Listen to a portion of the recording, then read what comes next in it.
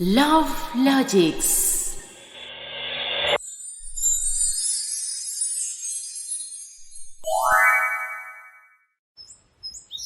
रागिनी, क्या तुम सच में मुझे छोड़ के जा रही हो? चाहती तो मैं भी नहीं कि तुमसे दूर जाऊं, पर मेरी माँ नहीं मान रही कुणाल। बहुत कोशिश कर लिया मैंने, पर माँ को समझाना मुश्किल ही नहीं, नामुमकिन है। पता नहीं किस धातु की बनी हुई है। माँ को फिर से समझाने की कोशिश करो ना। बस और 1 साल दे दे मुझे, फिर मैं कोई अच्छी सी नौकरी करके तुमसे शादी कर लूंगा। कुणाल, तुम्हें क्या लगता है मैंने अभी तक माँ से इस बारे में बात नहीं की?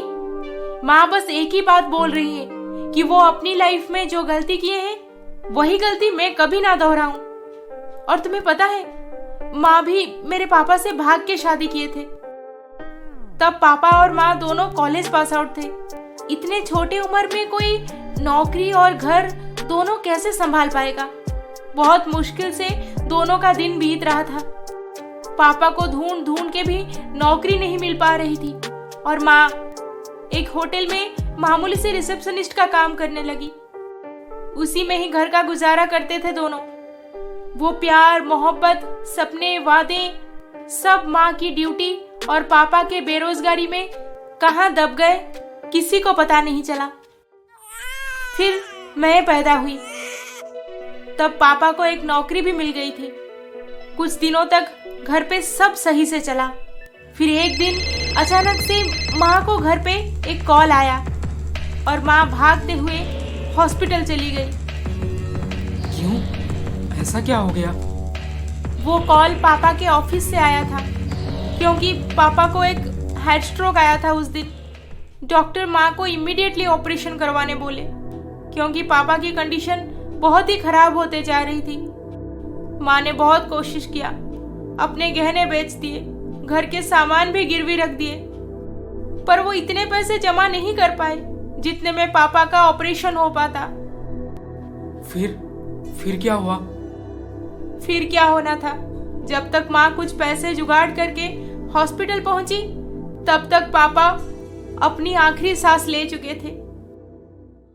उसी दिन से माँ हंसना भूल गई, पूरी तरह से खुद को बस अपने काम में एंगेज कर दी, ताकि मेरे परवरिश में उन्हें कभी पैसों की कोई कमी महसूस ना हो। और वो हमेशा से मुझे एक ही चीज समझाती आ रही है कि लाइफ में चाहे कितना भी अच्छा लड़का क्यों ना मिले उसे मुझे हर हाल में भुला के उनके पसंद के लड़के से शादी करनी होगी। मेरी माँ पापा के साथ भाग के शादी किए थे, इसलिए उनके मायके वाले उन्हें कभी एक्सेप्ट नहीं किए, और ना ही मेरे दादा दादी मेरी माँ को कभी उनकी बहू माने। इसीलिए माँ मुझे वो दर्द, वो जिल्लत, वो दुख भरी जिंदगी से दूर रखना चाहती हैं, हर हाल में, चाहे कुछ भी हो जाए। मैं समझ सकता हूँ रागिनी, पर क्या तुम्हारी माँ मेरे कहने पे मानेगी? मैं रोना धोना, मरने की धमकी देना सब कुछ कर ली, पर माँ नहीं मान रही, और उन्होंने मेरी शादी एक अच्छे खानदान में पक्की कर दिए हैं। अब मुझे हर हाल में वहीं पर शादी करनी होगी।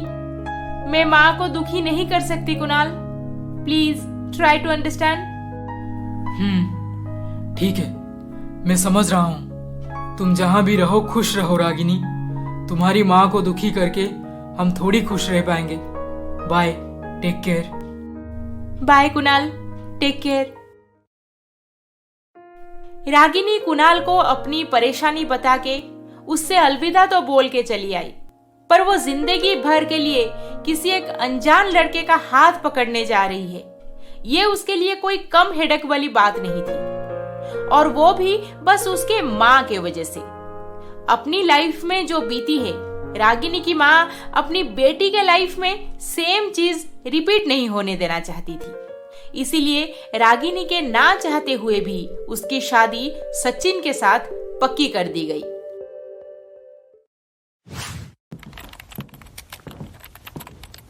बेटा सचिन, शादी के लिए तैयारियां अभी से शुरू करनी होगी। 1 ही महीना बचा है हमारे पास। माँ, शादी के लिए तो लड़की के घर वालों ने हाँ बोल दिया, पर वो लड़की रागिनी मेरे साथ अभी तक एक भी बार बात नहीं की। जब भी उनके घर पे कॉल करता हूँ उसकी माँ पिक करती हैं और हालचाल पूछ के फ़ोन रख देती हैं। पता नहीं उन्हें कैसे पूछूंगा कि मुझे रागिनी से बात करनी है। देख बेटा, लड़की को मैंने तो देखा ही है। अच्छी है वो, देखने में सुंदर है और बातचीत भी अच्छे से कर लेती है।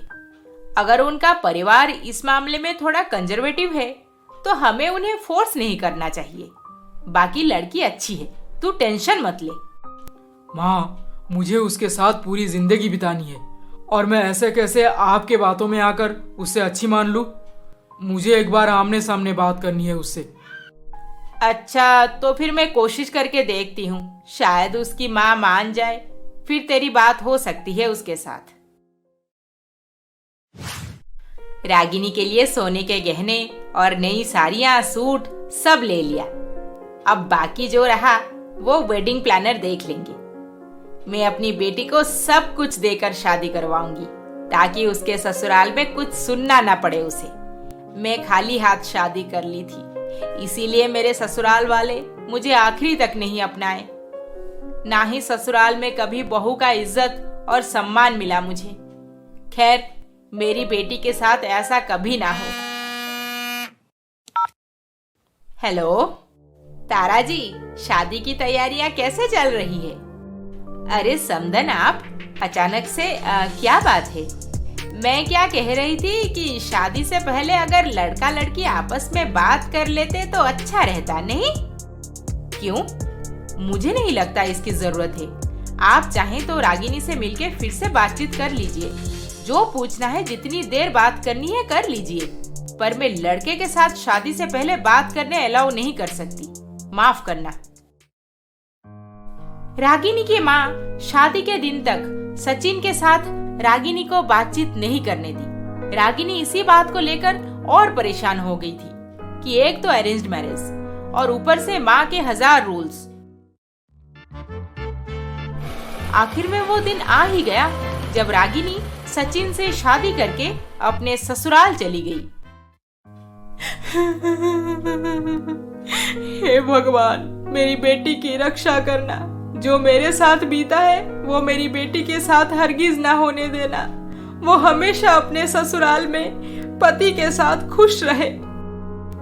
इधर रागिनी की माँ बेटी की शादी करवाने के बाद ये सोच रही हैं कि उनकी बेटी हमेशा खुश रहेगी, पर रागिनी के साथ ससुराल में कुछ ऐसे होने जा रहा है जो वो खुद क्या, हम सब भी उसका इमेजिन नहीं कर सकते। रागिनी, हम दोनों तो एक दूसरे से अभी तक एक भी बार बात नहीं किए हैं, फिर ये नई लाइफ शुरू क्या करना? अगर हम दोनों थोड़ा वक्त ले लें तो कैसा रहेगा? मैं भी यही सोच रही थी, क्योंकि भले ही हमारी शादी हो गई हो, पर आप मेरे लिए एकदम अनजान हैं। ठीक है, जब तक हम दोनों एक दूसरे को अच्छे से जान नहीं लेते तब तक अलग अलग कमरे में रहेंगे। तुम्हें कुछ जरूरत पड़े तो माँ को बोलना, वो नीचे के फ्लोर में सोती हैं। ओके? ठीक है, good night. Good night. Sachin उस कमरे से चले जाने के बाद रागिनी बिस्तर पे सो गई। शादी की वजह से बहुत टायर्ड हो गई थी वो। बेड पे पड़ते ही वो कब सो गई उसे पता ही नहीं चला।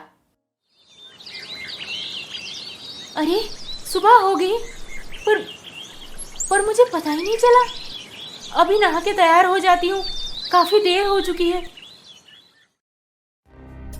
कुछ देर बाद जब रागिनी बाथरूम से निकलकर कपड़े बदली और अपने गहने पहनने लगी तो उसमें से एक हार गायब था। मेरा हार कहाँ गया? कल रात को ही तो यहीं पे रखी थी बाकी सारे गहनों के साथ, फिर सुबह होते ही कहाँ गायब हो गया? ओके सचिन, मैं चलती हूँ, अब ऑफिस में मिलेंगे। Okay bye, see you and thanks for the lovely gift. See you, bye.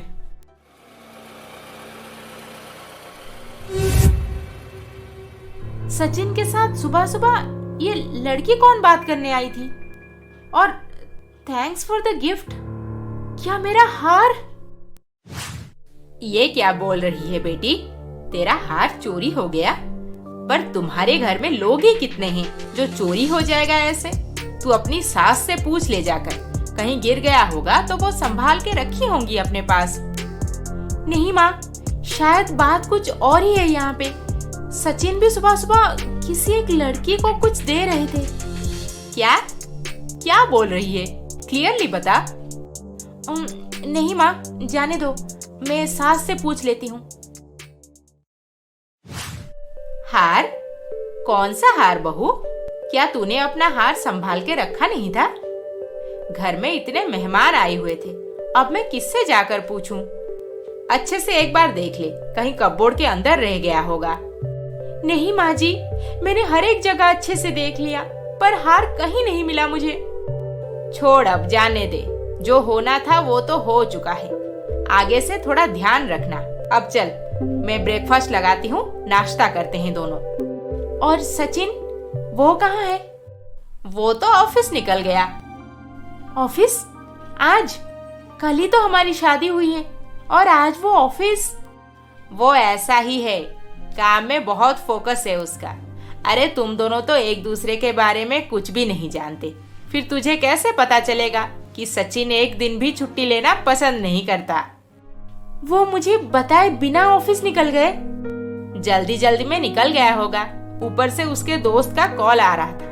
और वैसे भी तू तो कमरे में थी, उसे लगा होगा कि तू आराम कर रही है, बस। रागिनी को ससुराल में बिल्कुल अच्छा नहीं लग रहा था।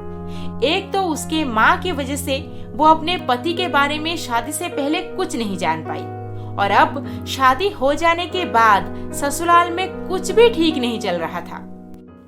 शायद मुझे सचिन और मेरे बीच दूरियां बनाए रखने की बात से इनकार करना चाहिए था।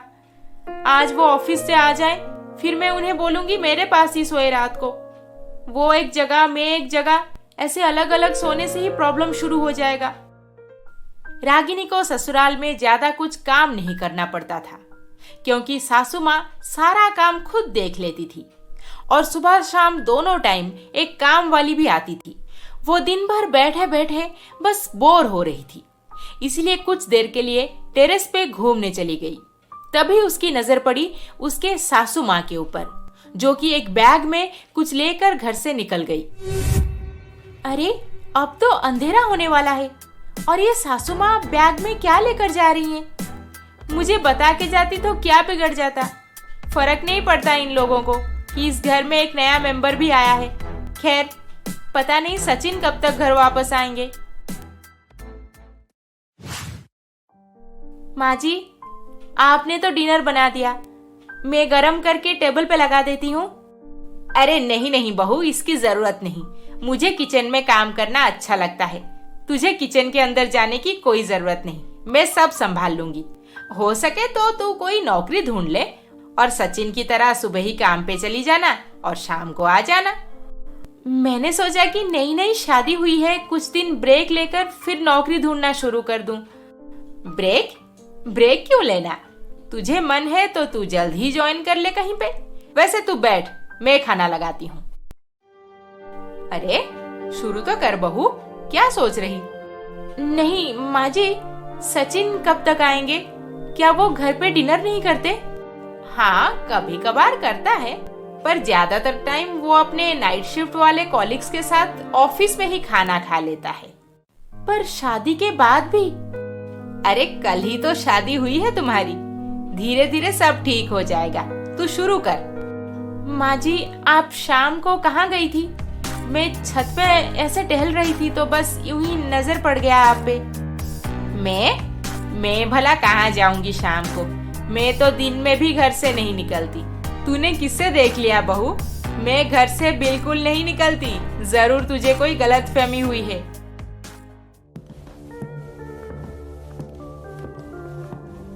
बहुत अजीब लग रहा है यहाँ पे सब, कुछ भी नॉर्मल नहीं है। अगली बार इन्हें बाहर जाते हुए देखूंगी तो तभी आवाज लगा दूंगी। मेरी बात को ऐसे टाल रही हैं जैसे मैं तो कोई अंधी हूँ, अच्छे से देख भी नहीं सकती। क्या बात है, तुमने मुझे इतनी रात गए छत पे क्यों बुलाया? माना कि हम पड़ोसी हैं और बचपन के दोस्त भी, पर ऐसे रात को अकेले मिलने से लोग बातें बनाएंगे। कुणाल, मैं बहुत प्रॉब्लम में हूँ। मेरी पापा की तबीयत दिन ब दिन बिगड़ते जा रही है। मुझे कुछ पैसों की जरूरत है और किसी को मांग भी नहीं सकती। क्या तुम मेरे लिए कुछ जुगाड़ कर सकते हो? अभी 2 दिन पहले तो पैसे दिए थे तुम्हें, अब और कहाँ से लाऊंगा? कैसे भी करके कुछ पैसे दे दो। पापा के अलावा मेरा इस दुनिया में और कौन है जो मैं उनके बिना रह पाऊंगी? तुम चिंता मत करो, मैं कुछ ना कुछ बंदोबस्त करता हूँ। हाय रागिनी। सचिन, कल ही हमारी शादी हुई है और आप आज ऑफिस चले गए। ऊपर से ऑफिस छुट्टी होने के बाद भी आप वहीं पे रहे और अब रात के 12 बजे घर वापस आ रहे हैं। हाँ, आई एम सॉरी। वो क्या है ना, दोस्त लोग मेरी शादी की खुशी में पार्टी रखे थे तो बस वहीं पे लेट हो गया। क्या बात है, तुम इतना परेशान क्यों हो? मैं अकेली पूरा दिन घर पे पड़ी हूँ, किससे बात करूँ? एक एक पल बिताना मुश्किल हो रहा है मेरे लिए। ऊपर से मेरा सोने का हार भी गायब है। सोने का हार गायब है? ठीक है, मैं और एक खरीद दूंगा तुम्हारे लिए, टेंशन मत लो। और सुनो, पार्टी में थोड़ा ड्रिंक कर लिया हूँ, तुम्हारे साथ बात करने में कंफर्टेबल नहीं लग रहा। कल सुबह बात करते हैं ना, तुम सो जाओ। Good night. Good night. अरे, ये सचिन मुझे हार के बारे में ज्यादा कुछ पूछे बिना ही ये बोल दिए कि दूसरा हार खरीद देंगे। क्या इन्हें पता था कि मेरा हार खो गया है? उफ, ये सब मेरी माँ की वजह से ही हो रहा है। अगर वो मेरी शादी ऐसे जोर जबरदस्ती यहाँ पे नहीं करवाती तो शायद मुझे आज इतना सब झेलना नहीं पड़ता। रागिनी की शादी को 1 हफ्ता बीत चुका था, पर अब भी दोनों पति पत्नी अलग ही रहते थे। सचिन रोज ऑफिस चला जाता था और शाम को वापस आने के बाद थोड़ा बहुत बातचीत करके दूसरे कमरे में सोने चला जाता था। और रागिनी की सास दिन भर पता नहीं कहाँ इतना बिजी रहती थी, जो उनकी शक्ल देखना भी कभी कभार नसीब नहीं होता था। फिर एक रात को सचिन। अरे रागिनी, तुम यहाँ पे सोई नहीं? क्या बात है? चलो, हमें एक साथ सोना चाहिए। ये अलग अलग रहने का खेल बहुत हो गया। ओके, आज यू विश। चलो। सचिन का ऐसे चुपचाप रागिनी के साथ एक ही कमरे में सोने को तैयार हो जाना रागिनी को थोड़ा बहुत अजीब जरूर लगा, पर ठीक है, उसका तो काम हो गया ना, अब ज्यादा क्यों सोचना। रात को काफी देर तक दोनों पति पत्नी बातचीत भी किए और लेट सोने की वजह से रागिनी गहरी नींद में सो गई थी। फिर जब उसकी आंख खुली तो सुबह के 9 बज चुके थे। हे भगवान, इतना लेट हो गया और सचिन कहाँ चले गए? जरूर ऑफिस निकल गए होंगे। मुझे जगाना भी जरूरी नहीं समझे। रागिनी बाथरूम से होकर जब कपड़े और रोज के गहने पहनी तो उसके कान के झुमके गायब थे। मेरे सोने के झुमके यहीं पे तो रखी थी। यार, ये सब क्या हो रहा है? जब भी सचिन इस कमरे में आते हैं कुछ ना कुछ गायब जरूर हो जाता है। अब और नहीं, मुझे इस बारे में बात करनी चाहिए। माँ जी, माँ जी, माँ जी, माँ जी। रागिनी गुस्से से लाल होकर सीधा सासू माँ को आवाज लगाते हुए किचन में जा पहुंची, पर वो वहां पे नहीं थे। माँ जी तो यही किचन में ही हमेशा कुछ ना कुछ करती रहती हैं। फिर आज कहाँ चली गई? कमरे में होंगी। माँ जी, माँ जी। जब रागिनी सासू माँ के कमरे में पहुंची, अरे वाह, मैंने आज तक इस कमरे में कभी नहीं आया था। कितना बड़ा कमरा है, ऊपर से इतना सुंदर। लगता है पापा जी और माँ जी एक साथ इसी कमरे में रहते थे। अरे ये क्या, माँ जी कपबोर्ड खुला छोड़ दिए। घर में कुछ कम चोरी हो रहा है जो कपबोर्ड ऐसे ही खुला छोड़ गई है। मैं बंद कर देती हूँ, पता नहीं कब क्या चोरी हो जाए। जब रागिनी कपबोर्ड के पास पहुंची तो वहां कपबोर्ड के अंदर लॉकर भी खुला पड़ा था। अरे, ये लॉकर भी खुला छोड़ दिए हैं। और ये फोटो किसका है? ये तो पापा जी हैं। फिर ये औरत, ये तो माँ जी नहीं है। फिर ये औरत कौन है जो पापा जी के साथ फोटो में एक साथ खड़ी है? मुझे जहाँ तक पता है कि पापा जी की कोई सगी बहन भी नहीं थी। फिर ये फोटो किसकी?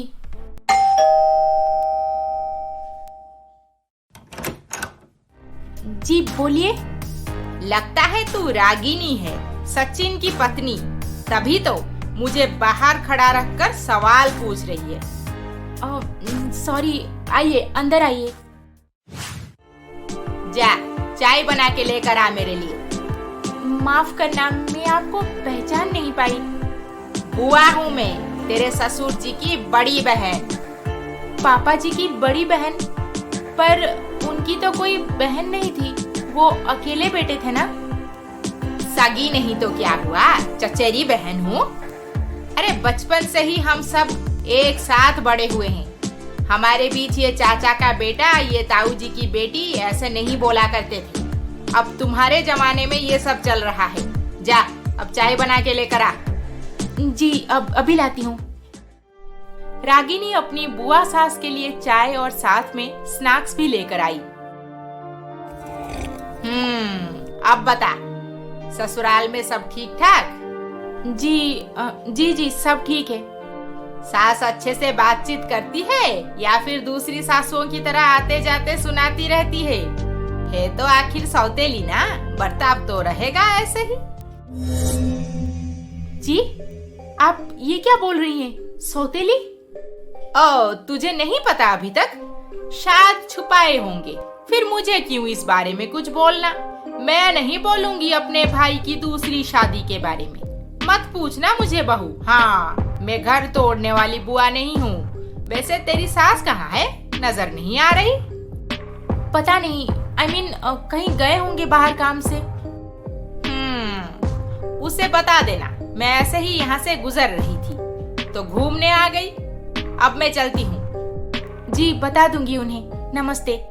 और हाँ, याद रहे, जैसे मैंने ये सगी सौतेली वाली बात बिल्कुल ना बताई हूँ तुझे, नहीं तो मुझसे बुरा कोई नहीं होगा। रागिनी की बुआ सास चली तो गई, पर वो जो सौतेली सास वाली बात बता के गई, उससे सुन के रागिनी टेंशन में आ गई। अब रागिनी सासू माँ को अगर इस बारे में डायरेक्ट पूछ ली तो क्या पता बुआ सास फिर से आकर कहीं कुछ सुना के ना चली जाए। इसीलिए वो अपनी सास से इस बारे में कुछ बात नहीं की और सचिन के ऑफिस से घर वापस आने का इंतजार करने लगी। शाम हो गई, अब सचिन घर आ ही रहे होंगे। उनसे सासू माँ के बारे में सब पूछूंगी और अपनी झुमका चोरी होने की बात भी बताऊंगी। बहुत हो गया ये नौटंकी। धीरे धीरे शाम से रात और रात से देर रात हो गई, पर सचिन घर वापस नहीं आया। रागिनी उसे बार बार कॉल लगाती रही, पर सचिन तो अपने कॉलिग्स के साथ बिजी था।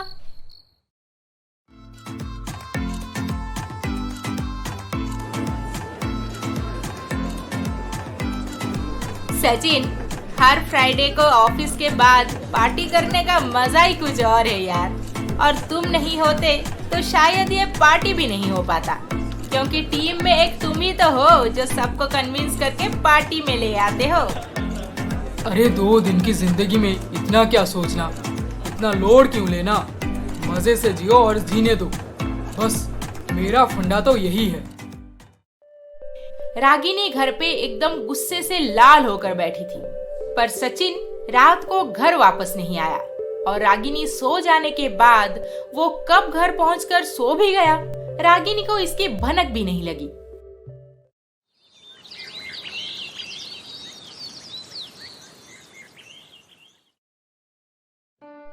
आज से मैं भी रोज रोज बाहर घूमूंगी। बहुत हो गया ये माँ बेटे का ड्रामा। जब भी देखो माँ घर से गायब रहती है और बेटा ऑफिस आवर के बाद रोज कहीं ना कहीं बिजी हो जाता है। अब मैं भी बिजी रहूंगी। रागिनी उनके कॉलोनी के रोड पे ऐसे घूम रही थी। फिर वो सोसाइटी गार्डन जा पहुंची और एक खाली बेंच देखकर बैठ गई। अरे अरे, वो देखो सचिन की पत्नी, ये सुबह सुबह यहाँ पे क्या कर रही? जरूर पति के साथ झगड़ा करके आई होगी, नहीं तो नई नई शादी में इतनी सुबह सुबह बाहर घूमने क्यों आती, और वो भी अकेली। सचिन से थोड़ी झगड़ा हुआ होगा, लगता है अपनी सास के साथ झगड़ा हुआ है। देखो देखो, शक्ल देखो इसकी कैसे उतरा हुआ है। झगड़ा कैसे नहीं होगा? सास के साथ बहू का कहाँ कभी पड़ता है जो इसका पटेगा। और इधर तो सास ही सौतेली हो तो क्या ही कहना अब। बेचारी बहू। ये दोनों औरत भी यही बात बोल रही है, मेरी सासू माँ सौतेली है। इसका मतलब मैंने उनके कपबोर्ड में जो फोटो देखा उसमें पापा जी के साथ जो औरत खड़ी थी शायद वही सचिन की सगी माँ है। पर इस बारे में मुझे किसी ने कुछ क्यों नहीं बताया अभी तक। अब तो मैं श्योर हो गई हूँ कि यही मेरी सौतेली सास ही मेरे गहने चुरा के ले जाती हैं। क्या हुआ रागिनी, सुबह सुबह क्यों जगा रही हो? आज तो ऑफिस भी छुट्टी है। कहाँ थे कल रात भर? मैंने कितनी बार कॉल किया था तुम्हें? अरे वो दोस्तों के साथ पार्टी करने रुक गया था। वैसे मैंने तो तुम्हें मैसेज किया था ना, और मैंने ये भी लिखा था कि तुम भी फ्री हो तो क्लब में आ जाओ, मिलके पार्टी करते हैं। पर तुम तो आई नहीं, फिर गुस्सा क्यों कर रही हो? मुझे मन नहीं था, मेरा मूड ऑफ हो गया था एक्चुअली। मेरे सोने के झुमके चोरी हो गए कल। फिर से चोरी? अच्छा रुको, इस महीने के सैलरी आते ही नया खरीद दूंगा। ये क्या बकवास है सचिन? क्या तुम्हें पता है कि इस घर में सामान चोरी हो रहे हैं? सरप्राइज होने के बदले तुम तो एकदम नॉर्मल होकर बोलते हो कि हाँ नया खरीद दूंगा, कोई बात नहीं, सामान संभाल के रखना। What is this going on? मुझे नहीं पता कैसे चोरी होता है, तुम्हें संभाल के रखना चाहिए था ना। मुझे पता है किसने चोरी किया है। किसने? तुम्हारी सौतेली माँ। वो बिल्कुल नहीं चाहती कि मैं इस घर में खुश रहूं, इसीलिए वही मेरे गहने चोरी कर रही हैं। और मैंने आज गार्डन में भी औरतों को बात करते हुए यही सुना कि वो अपने किसी रिश्तेदार नहीं तो मायके में भेज देती होंगी। बकवास बंद करो रागिनी। पर आज तक मैंने उन्हें कभी भी मेरे साथ सौतेला बर्ताव करते हुए नहीं देखा। अरे मेरे पैदा होते ही मेरी सगी माँ गुजर गई थी और पापा इनसे शादी करके घर ले आए। तब से ये मुझे पाल पोस कर बड़ा किए हैं, ना तो मेरे ऊपर कभी हाथ उठाए और ना ही डांटे हैं। और तुम्हें पता है मेरी परवरिश में कभी कोई कमी ना रह जाए, इसीलिए वो खुद का बच्चा नहीं किए। अब मैं उन पे शक करूंगा, और तुम भी आइंदा मेरी माँ के बारे में कुछ भी उल्टा सीधा मत बोलना, नहीं तो मेरे से बुरा कोई नहीं होगा। तो मेरे गहने चोरी कौन करता है? मुझे इसका जवाब दे दो, बाकी मैं और कुछ नहीं बोलूंगी। हाँ पता है मुझे कि इस घर से सामान चोरी होते हैं। मेरा भी बहुत सारा सामान गया है, और माँ खुद बोलती हैं कि उनके कीमती सामान भी चोरी हो जाते हैं। मुझे तो काम वाली पे डाउट था, इसीलिए अब तक 4 काम वाली बदल चुके हैं हम, फिर भी वैसे ही सामान चोरी हो जाता है। हम माँ बेटे दोनों खुद परेशान हैं, और तुम यहाँ पे नई नई आई हो, तुम्हें ये सब बोल के क्यों परेशान करना।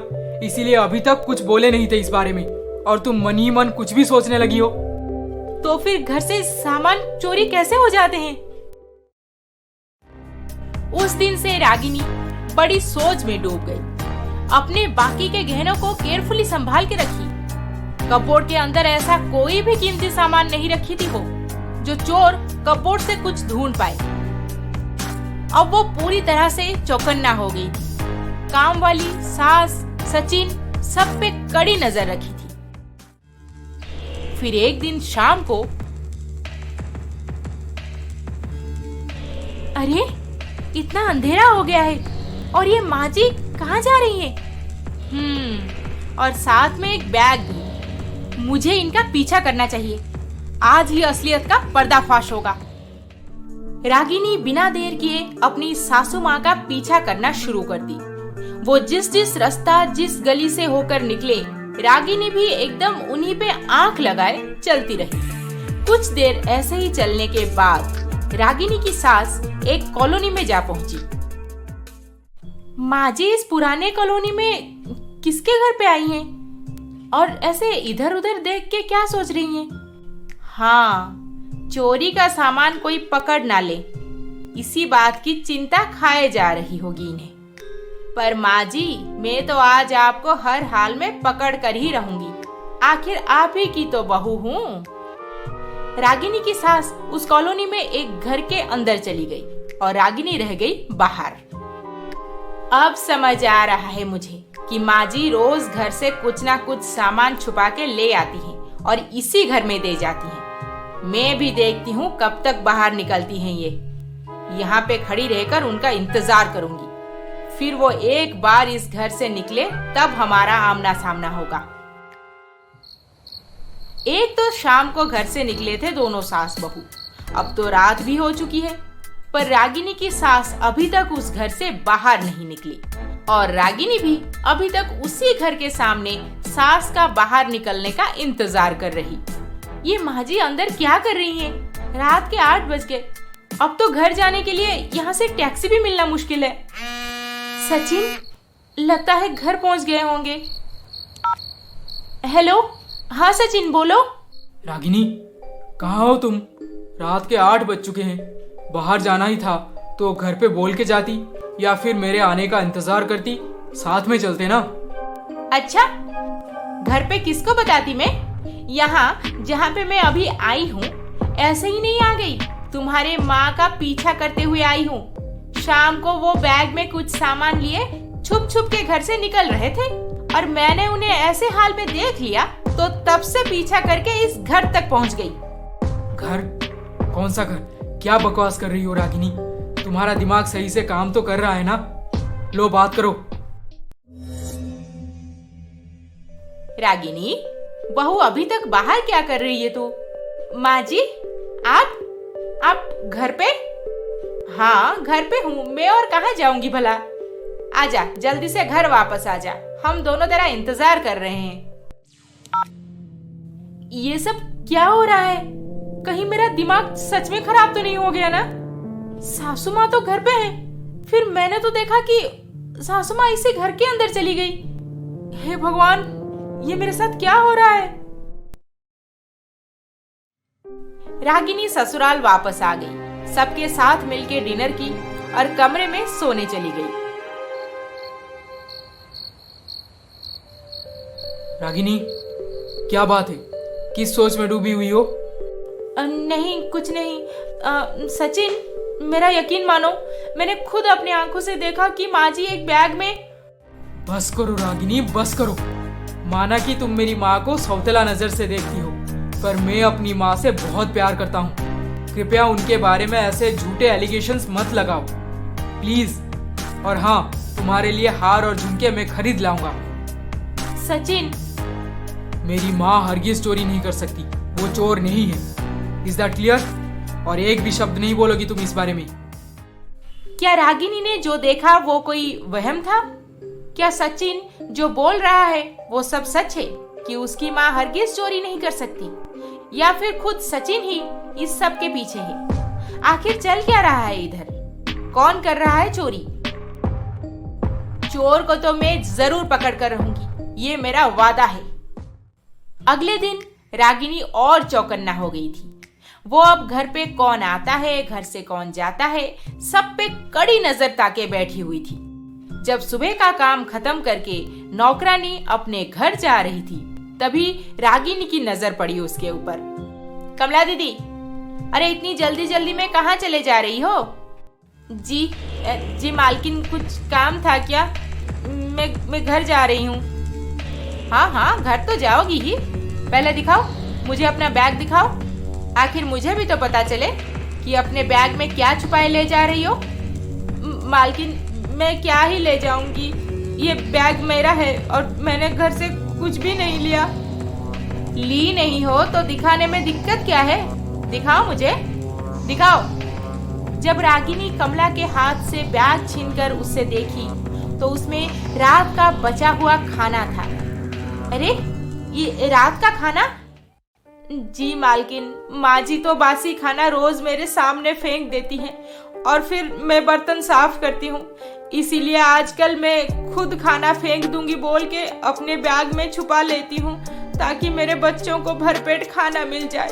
बाकी मैं चोर नहीं हूँ, भगवान कसम, बासी खाने के अलावा और कुछ भी नहीं लेती मैं। सॉरी कमला दीदी, आप जाओ, आपके बच्चे आपका इंतजार कर रहे होंगे। और हाँ, मैं माँ जी को बोल के आपके लिए भी थोड़ा ज्यादा खाना बना दूंगी। बहुत बहुत शुक्रिया मालकिन, चलती हूँ। आज कमला का बैग चेक करने के बाद रागिनी को बहुत बुरा लग रहा था, पर उसे चोर को तो कैसे भी करके पकड़ना है ना, फिर तो उसे ऐसे जासूसी करना ही पड़ेगा। इसके बाद रागिनी चली अपने कमरे में, क्योंकि उसे पता था कि इस वक्त सचिन ऑफिस जाने के लिए नहा रहा होगा। कम से कम 40 मिनट बाथरूम के अंदर ही रहेगा वो, इसी का फायदा उठा के उसका ऑफिस बैग, मोबाइल सब कुछ चेक करने को तय कर ली रागिनी। ऑफिस बैग में जरूर कुछ ना कुछ रखे होंगे। ये क्या है? बिल? ये तो किसी ज्वेलरी का बिल है। 2,22,000 का बिल। आई थिंक सचिन मेरा हार चोरी करके बेच दिए हैं। चलो कुछ तो मेरे हाथ लगा। अब उन्हें बाथरूम से बाहर निकलने दो, बात करती हूँ उनसे। बड़े भोले भाले बन रहे थे, असल में चोरी यही करते हैं घर से। अब समझ आ रहा है मुझे। कुछ ही देर में जब सचिन नहाकर बाथरूम से बाहर निकला तब रागिनी गुस्से से वहीं पर बैठी हुई थी। रागिनी, रागिनी, क्या हुआ? मेरा ब्लू शर्ट निकाल दो ना प्लीज। और सुनो, मेरे ऑफिस बैग में एक बिल रखा हुआ है, उसे निकाल के अपने पास रखो। बिल? ऑफिस बैग में? कौन सा बिल? अरे मैं कल शाम को ऑफिस के बाद तुम्हारे लिए एक हार खरीदने गया था, पर मुझे एक कैटलॉग से एक डिजाइन पसंद आ गया जो कि उनके वेयर हाउस में था, और वो ज्वेलरी शॉप वाला बोला कि वो आज घर पे डिलीवर कर देगा। तो तुम बिल अपने पास रखो, वो डिलीवरी देने के बाद बिल का एक फोटो ले लेंगे बस। और हाँ, इस बार हार को संभाल के रखना, कपबोर्ड लॉक करना बिल्कुल मत भूलना रागिनी। हे भगवान, इसका मतलब सचिन चोरी नहीं करते? फिर कौन है आखिर इस सबके पीछे? माँ जी, वो कल रात को उस घर के अंदर गई थी और शायद उन्हें मेरे पीछा करने का बात पता चल चुका था, इसीलिए घर के पीछे वाले दरवाजे से चुपचाप बाहर निकल गई और घर पहुंच के सचिन के सामने अच्छी बनने का नाटक भी कर ली। सचिन ब्रेकफास्ट खत्म करके ऑफिस निकल गया और घर पे बचे कौन? रागिनी और उसकी सास। रागिनी सास पे पूरा दिन नजर रखेगी, ये सोच के बस उनके आसपास घूमती रही। अरे बहू, क्या बात है, आज तुम अपने कमरे में नहीं जा रही?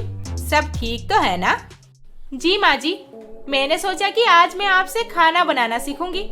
आप अभी लंच बनाएंगी ना, तो मुझे भी सिखा दीजिएगा। आप इतना अच्छा टेस्टी खाना जो बनाती हैं। हाँ हाँ, क्यों नहीं, जरूर सिखा दूंगी। वैसे आज मैं कटहल की सब्जी बनाऊंगी।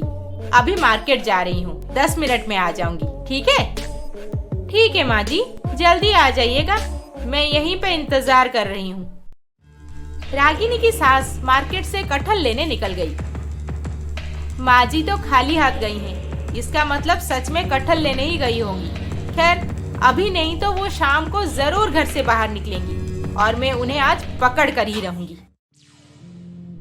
रागिनी अपने मन ही मन प्लान बना के रखी थी और तभी उसकी सासू माँ घर वापस आ गई। अरे माँ जी, आप वापस आ गई? कटहल नहीं लाई? हाँ, पैसे लेना भूल गई थी, अभी पैसे लेकर चली जाऊंगी, तू आराम से बैठ। 2 मिनट के अंदर रागिनी की सास अपने कमरे में गई और कुछ पैसे लेकर वहां से तुरंत ही चली गई। फिर 10 मिनट बाद वो सब्जी खरीदकर घर वापस आ गई। माँ जी, कटहल मिल गया? हाँ मिल गया, चुन चुन के सबसे बढ़िया वाला लाई हूँ, तभी तो आधा घंटा लग गया मुझे। आज मैं तुझे सिखाऊंगी और तू बनाएगी अपने हाथों से। आधा घंटा लग गया? पर आप तो अभी 10 मिनट पहले ही घर से गए थे ना? क्या? मैं तो तब से गई हूँ, 10 मिनट पहले कैसे होगा बहू? माँ जी, आप अभी घर वापस आई थी ना पैसे लेने के लिए? पैसे लेने के लिए? अरे बहू, मैं तो मोबाइल से पेमेंट करती हूँ, पैसे लेकर क्यों जाऊंगी मार्केट? क्या? पर आप... अब ज्यादा सोचना बंद कर, मुझे लगता है तू कहीं पे बिजी हो गई थी, इसीलिए समय का पता नहीं चला। आजकल के बच्चे भी ना हमेशा मोबाइल में लगे रहते हैं। अच्छा सुन, तू कटहल धो के काटना शुरू कर दे, मैं अभी आती हूँ। और हाँ, हाथ में सरसों का तेल लगाने मत भूलना। क्या माँ जी को भूलने की बीमारी है या फिर उनको डुअल पर्सनालिटी सिंड्रोम है? सबके सामने माँ बन के रहती हैं और जब कोई घर पे नहीं होता तो कुछ और बन जाती हैं। क्या चल रहा है ये सब? सचिन को तो कुछ पूछ भी नहीं सकती, पता नहीं कैसे रिएक्ट करेंगे। अरे बहू, बहू, कोई घर पे आया था क्या? मेरे अलमीरा से 6,000 रुपए गायब हैं। कल ही तो सचिन ने मुझे दिया था महीने भर का सब्जी लेने के लिए, अब देखो पैसे हैं ही नहीं। माँ जी, मैं तो आपको वही बोल रही थी कि आप घर पे आई और अलमीरा से पैसे लेकर मार्केट चली गई। पागल हो गई है तू बहू, मैं फोन से पेमेंट करती हूँ, कितनी बार बोलूं। सचिन के दिए हुए पैसे मैं संभाल के रखी थी, क्योंकि मेरे पास अकाउंट में अभी पैसे हैं। जब मेरे पास 15-20 हजार हो जाता है तब मैं बेटे को बोल के अपने अकाउंट में जमा कर देती हूँ, फिर सारा खर्चा फोन से ही करती हूँ। फिर तो मैं नहीं जानती माँ जी कि पैसे कहाँ गायब हो गए। रागिनी दिन भर बस सासू माँ के बारे में सोच सोच कर बहुत परेशान हो गई। उसे लग रहा था जैसे कि सासू माँ की ये बीमारी बहुत बढ़ गई है। उन्हें जल्द ही किसी डॉक्टर को दिखा के ट्रीटमेंट शुरू कर देना चाहिए, नहीं तो ये बीमारी बहुत खतरनाक रूप लेगी। कुणाल, थैंक यू यार। अगर तुम मेरी मदद नहीं करते तो मैं पापा को डॉक्टर नहीं दिखा पाती। कोई बात नहीं। वैसे तुम्हारी पढ़ाई कैसे चल रही है? बहुत बढ़िया। जितनी जल्दी पढ़ाई खत्म होगी उतनी जल्दी कोई नौकरी ढूंढ लूंगी, नहीं तो दिन ब दिन परेशानी बढ़ती ही जा रही है। वैसे कुणाल, तुम 2 महीनों से बहुत डिस्टर्ब लग रहे हो, क्या बात है? नहीं, ऐसा कुछ खास नहीं, सब ठीक है। कम ऑन यार, हम बचपन के दोस्त हैं। अब तुम मुझसे सच छुपाओगे क्या? तुम्हारी जो गर्लफ्रेंड थी उसके साथ सब सही से चल रहा है ना? नहीं राधा, हम अलग हो गए, उसकी शादी हो चुकी है। शादी? यू मीन वो किसी और से शादी कर ली? पर क्यों? इतना प्यार करते थे तुम दोनों एक दूसरे से, फिर भी? किस्मत में ना हो तो कोई जबरदस्ती कैसे कर सकता है भला। उसकी माँ को एक एस्टेब्लिश्ड फैमिली चाहिए थी और वो जबरदस्ती उसकी शादी एक अच्छा खासा कमाने वाले लड़के के साथ करवा दिए। Oh okay. कोई बात नहीं, वो जहाँ भी रहे खुश रहे बस। और हाँ, मैं उदास हूँ पर आई एम गेटिंग बेटर। थोड़ा टाइम लगेगा, मैं भी ठीक हो जाऊंगा। वैसे मुझे लगता है अब मुझे शादी कर लेनी चाहिए। कुणाल, मैं तुम्हें बचपन से चाहती हूँ। काश हम दोनों के बीच। मैं भी ना पागल, क्या सोचे जा रही हूँ। राधा, एक बात कहूँ, हम दोनों तो बचपन के दोस्त हैं और एक दूसरे को बहुत अच्छे से जानते हैं। तुम चाहो तो हम दोनों शादी कर लें। हम दोनों की शादी? पर कुणाल, तुम... मुझे पता है तुम मुझे बचपन से चाहती हो, पर मैं ही गधा था जो कभी तुम्हारे प्यार को समझ नहीं पाया। और देखो, भगवान मुझे फिर से तुम्हारे पास भेजे। कुणाल, ये सच है कि मैं तुमसे बहुत प्यार करती हूँ और मैं खुशी खुशी शादी करना चाहती हूँ।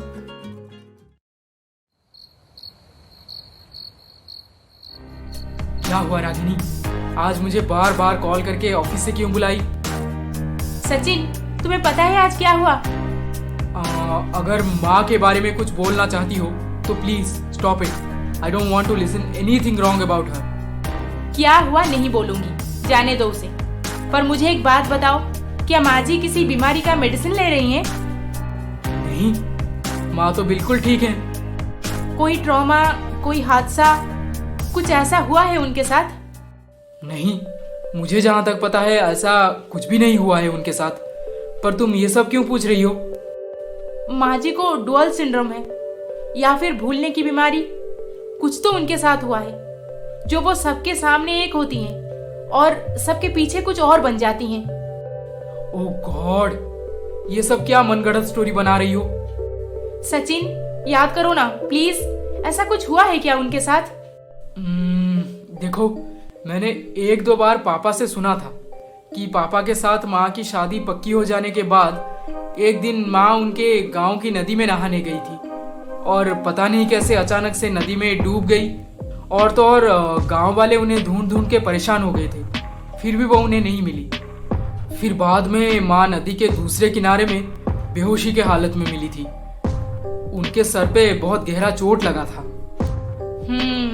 तो ये बात है, माँ जी को बहुत बड़ा सदमा लगा है सचिन। हमें उन्हें डॉक्टर के पास ले जाना चाहिए।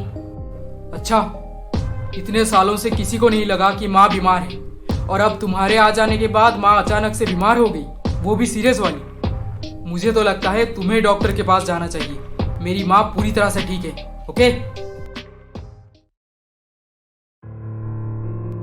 माँ जी के साथ जरूर कुछ प्रॉब्लम है, पर एग्जैक्टली क्या है उसका पता लगाना पड़ेगा। पर एक बात समझ नहीं आती कि माँ जी घर से सामान चोरी करके किसको देने जाती हैं। हाँ, उस घर में गई थी वो उस दिन। मुझे फिर से वहां पे जाना चाहिए।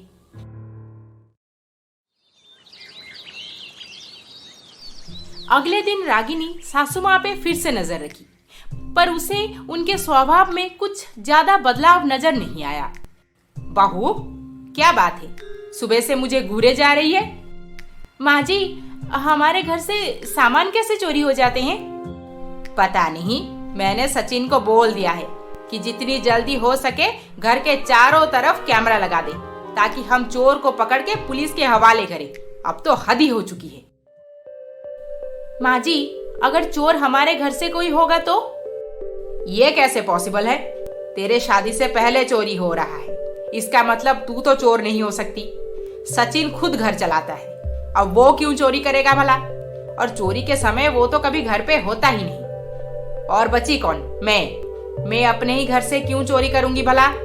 ये सब कुछ मैंने बनाया है, फिर यहाँ से चोरी करके और किसको दूंगी? सही बात। वैसे माँ जी, आप कैमरा लगाने से पहले ही मैं चोर को पकड़ लूंगी। अच्छा, बहुत बढ़िया होगा। दिन भर तो तू फ्री रहती है, एटलीस्ट यही काम कर दे। रागिनी बिना देर किए उसी घर में जाकर ये पता करने तैयार हो गई कि उसकी सास यहाँ पे क्यों आती है।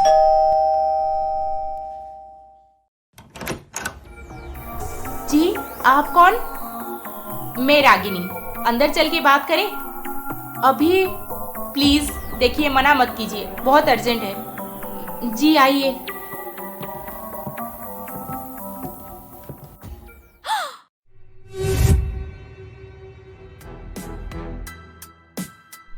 कुणाल, तुम? रागिनी, तुम यहाँ पे कैसे?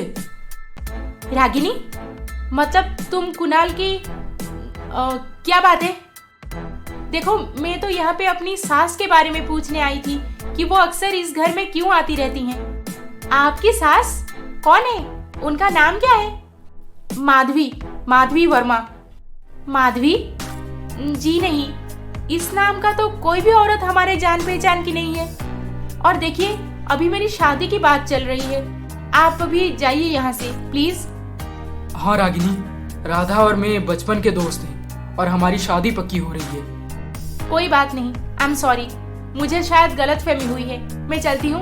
और हाँ कुणाल, शादी में जरूर बुलाना मुझे। अभी पता चल रहा है कि तुम अपना हेयर स्टाइल क्यों चेंज किए हो। वैसे congratulations to both of you. चलती हूँ। या बाय। कुणाल, ये सब क्या है? ये लड़की यहाँ तक पहुँच गई? राधा, मुझे भी नहीं पता ये यहाँ पे कैसे आ गई। खैर, जाने दो। हे भगवान, ये सब चल क्या रहा है? अब तो मुझे भी यही लगने लगा है कि माँ जी बीमार नहीं, मैं खुद बीमार हूँ। अब मुझे ये सब कुछ दिनों के लिए बंद कर देना चाहिए, फिर शायद कुछ क्लू मिल जाए मुझे। रागिनी का ऐसे परेशान रहना, किसी के साथ भी बात ना करना, ये सब सचिन को बहुत अजीब लगता था। इसीलिए वो उसे बाहर घुमाने ले जाता था, मूवी दिखाता था और शॉपिंग भी करवाता था।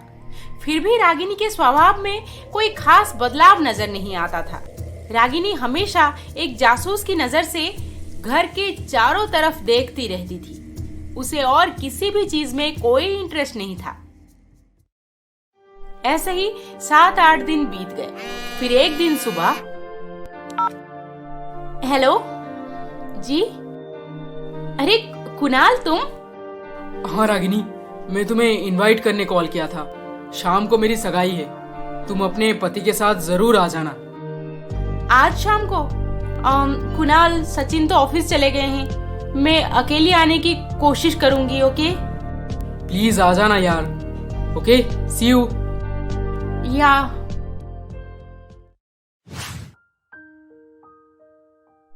बहू, क्या सोच रही है? माँ जी, आज शाम को एक दोस्त की एंगेजमेंट है। मैं जाऊं या ना जाऊं, सचिन तो ऑफिस से लेट आएंगे।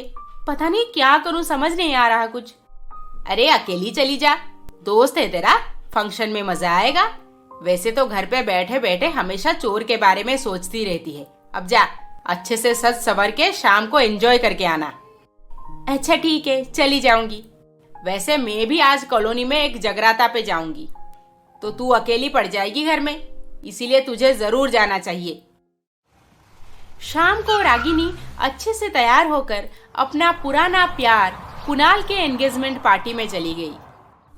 पुराने कुछ दोस्त भी मिल गए, तो उन्हीं के साथ बातचीत में समय बहुत अच्छे से बीत रहा था। अरे कुणाल, रिंग सेरेमनी कब होगी? हम सब कब से इंतजार कर रहे हैं। राधा अपने फैमिली के साथ अभी पहुंच ही रही होगी। पंडित जी 7 बजे का मुहूर्त दिए हैं ना, तो 7 बजे ही होगी। तभी राधा उसके माँ पापा के साथ फंक्शन में पहुंची, और जब रिंग सेरेमनी के लिए कुणाल और राधा अपने अपने फैमिली के साथ स्टेज के ऊपर चढ़े। व्हाट? माँ जी? माँ जी राधा की माँ है? ओह गॉड, इसका मतलब माँ जी का 2 परिवार है। यहाँ राधा उनकी बेटी है और उधर सचिन उनका सौतेला बेटा। अब सब साफ साफ नजर आ रहा है मुझे। हमारे घर से सामान चुरा के वो राधा के घर ले आती हैं। आज तो इसका दी एंड होकर ही रहेगा। रागिनी पार्टी खत्म होने तक वहाँ पे रुकना जरूरी नहीं समझी और अपनी सास की ढेर सारे वीडियोस निकाल के अपने ससुराल वापस चली गई।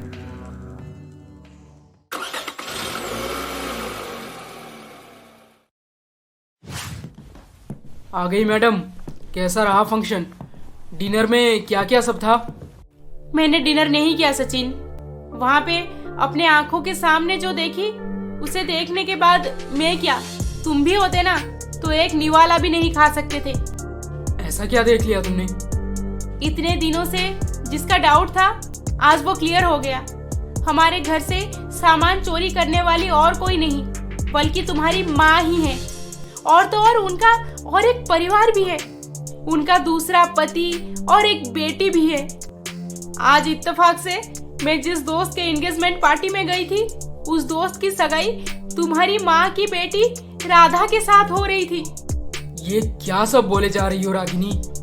माँ का अलग एक परिवार है, पति भी है और बेटी भी। रागिनी प्लीज यार। पता था मुझे कि तुम मेरा यकीन नहीं करोगे। लो देखो, सबूत लेके आई हूँ। रागिनी वहाँ स्टेज पे रिंग सेरेमनी से लेकर अपनी सास की बातचीत, खाना पीना सबका वीडियो बनाकर लाई थी, जिसे देखने के बाद खुद सचिन भी अपने आंखों पे यकीन नहीं कर पा रहा था। रागिनी, ये तो माँ है ना? ये सब देखने के बाद बोलती बंद हो गई ना? देखो, मैं शुरू से तुम्हें समझाती रही, पर तुमने मेरी एक ना सुनी। अब तो हमारे घर से चोरी हुए मेरा वही हार और कान के झुमके, ये सब वो राधा पहनकर घूम रही है। एक पल के लिए मन कर रहा था कि मैं उसे छीन के अपना सारा सामान वापस ले आऊं, पर खामखा बेइज्जती हो जाती हमारी। वहाँ पे सबके सामने सच बोलने से हमारी ही बदनामी होती। मैंने तो सपने में भी नहीं सोचा था कि माँ इतना नीचे गिर सकती है। तुम सच कहती थी कि माँ सौतेली है और वो कभी हमारी सगी माँ नहीं बन सकती। खुद का एक परिवार पहले से होने के बावजूद वो पापा के साथ प्लान करके शादी किए ताकि हमारी जमीन जायदाद पे उनका हक बना रहे, और रोज मेरे ऑफिस निकल जाने के बाद यहाँ से सामान चोरी करके वहाँ अपने दूसरे घर में पहुँचाती रही। उफ गॉड। अब सोचो आगे क्या करना है। माँ ने मुझे बोला कि वो कॉलोनी में किसी के घर जगराता में जा रही है, पर वो तो अपनी बेटी की सगाई करवाने गई है। आने दो उन्हें। आज उनका सौतेला बेटा उन्हें सवाल पूछेगा और उन्हें किसी भी हाल में जवाब देना ही होगा। सारा, अमर, चंदन, तुम लोगों ने सही से डिनर किया ना? हाँ, डिनर बहुत बढ़िया था कुणाल। वैसे रागिनी कहाँ है? नजर नहीं आ रही। पता नहीं, जब तुम स्टेज पे रिंग पहना रहे थे उसके बाद ही वो चली गई। बहुत अपसेट नजर आ रही थी। पागल है वो लड़की, पागल। उस दिन जब हमारी शादी पक्की हो रही थी, तब अचानक से कुछ भी बहाना बना के हमारे घर में घुस आई थी, और आज तुम्हारे साथ सगाई होता देख जलन हो रही होगी उसे, इसीलिए चली गई होगी। नहीं राधा, रागिनी ऐसी नहीं है। हाँ हाँ, बहुत अच्छी लड़की है वो, इसीलिए मेरे हार, मेरे झुमके और सारा सामान ऐसे देख रही थी कि जैसे वो सब उसी का हो। अगली बार सामने दिखे तो सीधा सीधा पूछूंगी कि उसका प्रॉब्लम क्या है आखिर। उधर सचिन और रागिनी दोनों गुस्से से लाल माँ का इंतजार कर रहे हैं ताकि माँ घर पहुँचते ही उन्हें उनके दूसरे फैमिली के बारे में पूछ सके और इतने सालों से धोखा देने की वजह भी जान सके। जय माता दी, जय माता दी, जोर से बोलो जय माता दी, प्यार से बोलो जय माता दी, जय माता दी, जय माता दी। माँ जी, अब ये नाटक बंद कीजिए प्लीज, हमें सच पता चल चुका है। नाटक? मैं माता रानी का नाम नाटक करके ले रही? और कौन सा सच पता चल गया है तुझे, जो मैं घर के अंदर पैर रखते ही मेरे सामने पुलिस की तरह खड़ी हो गई है? माँ, सीधा पॉइंट पे आइए। आपका और एक परिवार है, आपकी बेटी का नाम राधा है, आपके पति भी हैं। क्यों माँ, क्यों इतने सालों से हमें धोखा देते आ रही हैं आप? पापा के साथ भी? छी! और हमारे घर से सामान चोरी करके अपने दूसरे घर में दे आती हैं। सचिन, तू ये सब क्या बोले जा रहा है? मेरा और एक पति है, बेटी भी, और तो और मैं सामान चोरी करती हूँ अपने ही घर से। ये सब तेरे दिमाग में किसने डाला? मैंने। आप खुद देख लीजिए, देखिए ये सारे वीडियोस देखिए कि जगराता का बहाना देकर आप अपनी बेटी की सगाई में कैसे मौज कर रही हैं। और तो और मेरे सारे चोरी के गहने भी आपकी बेटी पहनी हुई है। माँ जी, अब क्या बहाना बनाएंगी आप? हे भगवान, क्या हुआ माँ जी? पकड़े जाने पर चुप क्यों हो गई? बोलिए, क्यों इतना बड़ा धोखा दिए हमें? धोखा? हाँ, धोखा मैं तुम लोगों को नहीं, धोखा तो मुझे हुआ है। आज से 27 साल पहले जब सचिन बस 1 साल का बच्चा था, तब उसके पापा प्रमोद जी का रिश्ता हमारे घर में होने वाला था। रोज की तरह मैं उस दिन भी सुबह सुबह मंदिर चली गई थी और वापस घर जाने के रास्ते पर मुझे 2 आदमी बहुत परेशानी के हालत में नजर आए और मैं बिना कुछ सोचे सीधा उनके पास चली गई। जी क्या बात है, आप इतना परेशान क्यों लग रहे हैं? देख के तो लगता नहीं कि आप दोनों हमारे गांव के हैं। नहीं, हम यहाँ पे एक ज़रूरी काम से आए थे, पर अचानक से हमारी गाड़ी बंद पड़ गई। बहुत टाइम से कोशिश कर रहे हैं पर गाड़ी स्टार्ट नहीं हो रही। अब गांव में कोई कार मैकेनिक मिलेगा इसका तो चांस नहीं है, पर हम एटलीस्ट जिनके घर आए हैं वहां तक कैसे जाएं कुछ समझ नहीं आ रहा। बस इतनी सी बात, चिंता मत कीजिए। गांव में कार मैकेनिक तो नहीं है, पर मैं अभी दिवाकर चाचा को बुला लाती हूँ। वो ना शहर में किसी एक बड़े से गराज में काम करते थे, अभी कुछ ही महीने पहले ही तो गांव चले आए हैं। वो आपकी गाड़ी यूं ठीक कर देंगे। माधवी भाग के जाकर दिवाकर चाचा को बुला लाई और शहर से आए हुए साहब जी की गाड़ी भी कुछ ही मिनट में एकदम रेडी तैयार हो गई। ये लीजिए, गाड़ी स्टार्ट हो गई। शुक्रिया, आपका बहुत बहुत शुक्रिया। बेटी, तुम्हें भी बहुत बहुत शुक्रिया। वैसे तुम्हारा नाम क्या है? माधवी। मेरा नाम माधवी है। मैं चलती हूँ साहब जी, काफी देर हो गई है, घर पे माँ बाबूजी इंतजार कर रहे होंगे। माधवी अपने घर पैदल जा रही थी और सचिन के पापा अपने मामा जी के साथ गाड़ी में जाकर पहले ही उनके घर पहुंच गए। उन्हें कहाँ पता था कि जिस लड़की से वो मिल चुके हैं उसी के घर पे रिश्ता चल रहा है उनका। देखिए रत्नाकर जी, आप इस गांव के शिक्षक हैं, इसीलिए तो आपकी बेटी को हम बहू बना के ले जाना चाहते हैं। ये मेरा भांजा गवर्नमेंट जॉब रेलवे में है, अच्छा खासा कमा लेता है। ये तो दुर्भाग्य की बात है जो इसकी पहली पत्नी बच्चे को पैदा करते टाइम चल बसी, बस इसीलिए हम दूसरी शादी करवा रहे हैं। आपको तो इस सब के बारे में पता है, फिर भी हम और एक बार बता देना जरूरी समझते हैं। जी जी, हमें तो प्रमोद जी के बारे में सब पता है, बहुत अच्छे आदमी हैं ये, इसीलिए तो हम अपनी बेटी का हाथ इनके हाथ में देना चाहते हैं।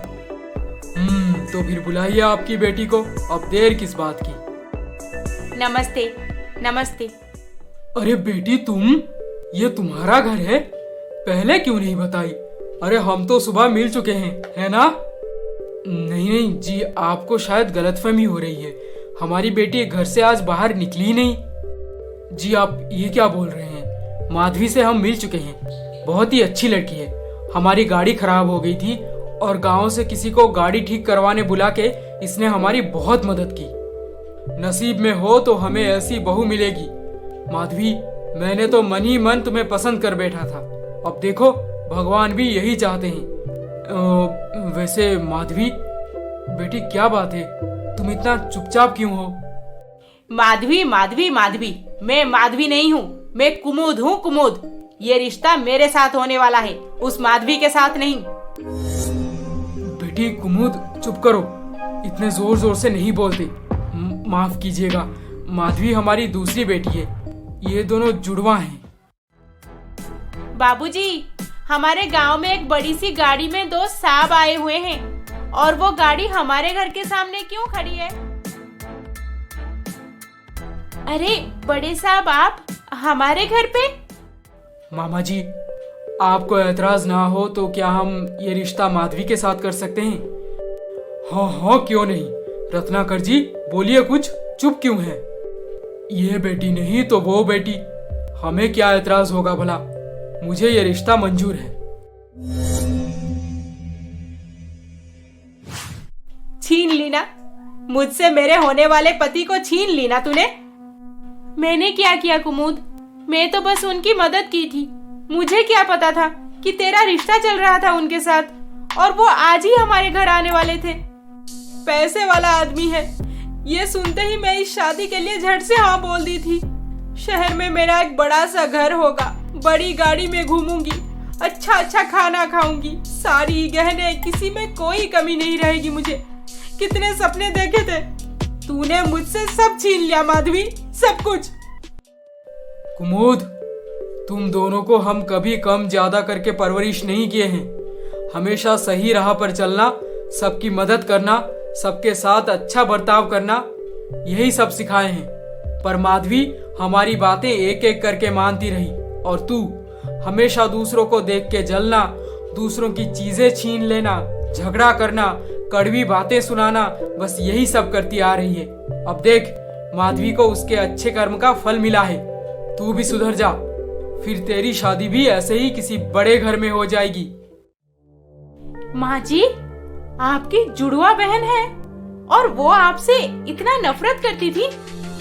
हाँ, नफरत तो बचपन से उसके मन में भरा हुआ था, पर मुझे उस दिन समझ आया जब मेरा रोका प्रमोद जी के साथ हो गया। कुमुद उस दिन बहुत नाराज थी, ना तो उसने खाना खाया और ना ही घर पे किसी से कुछ बात की। और अगले दिन सुबह जब हम नदी में नहाने गए। क्या रे माधवी, शादी करके चली जाएगी तू? मैं तो अकेली पड़ जाऊंगी ना यहाँ पे।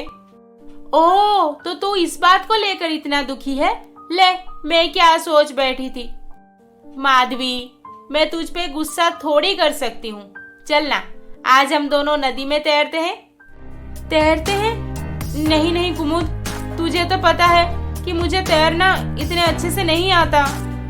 अरे तू चल तो सही, मैं हूँ ना, तुझे आज अच्छे से सिखा दूंगी। फिर तू शहर जाकर स्विमिंग पूल में नहाएगी, स्विमिंग पूल में, हाँ, और वहाँ भी अच्छे से तैर पाएगी। अच्छा, ऐसी बात? तो फिर चल, मुझे सिखा दे। कुमुद बहुत ही चालाक थी। उसने अपनी भोली भाली बहन को नदी के बीच में ले गई, जहाँ पे पानी बहुत गहरा था, और तैरना सिखाएगी बोल के माधवी को पानी में डुबा दी। भोर का समय था, कोई और वहाँ पे था ही नहीं। इसी का फायदा उठा के कुमुद अपना काम खत्म कर ली और घर वापस चली गई।